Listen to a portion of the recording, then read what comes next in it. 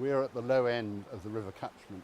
Above us is Exmoor, where the river starts, and of course we have two rivers and they join down here in the villages where there are 90 properties at risk of flooding. The villages down here in the Vale are as high a risk as those incidents we saw at Boscastle and Lynmouth.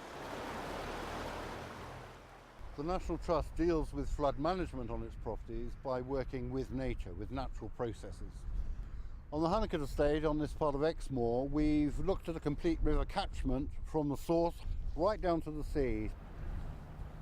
On the moorland, basically we're trying to slow water down as much as we can, so we're blocking a lot of the ditches, we're blocking old tracks and using catch pools like this to slow the water down before it gets down below us into the valley.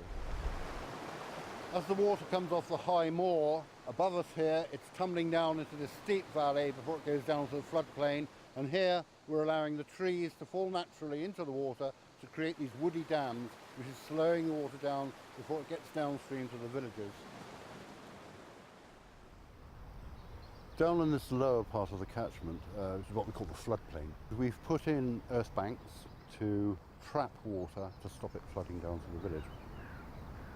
It's important to work with the local people, and so we have a close working partnership, particularly with the farm tenants, our own tenants, whose land we've built a lot of these structures on. Well, what they've done, they've built 4 banks in our fields to retain the water, and then put in large pipes underneath with gratings, which can be opened up to get rid of more of the water when it's a dry day. So therefore, all the water doesn't go down through the village at one go. Look how fast that is going. You know, I wouldn't want to get flooded myself, and it was to help people farther down in the villages. That was really what the incentive was.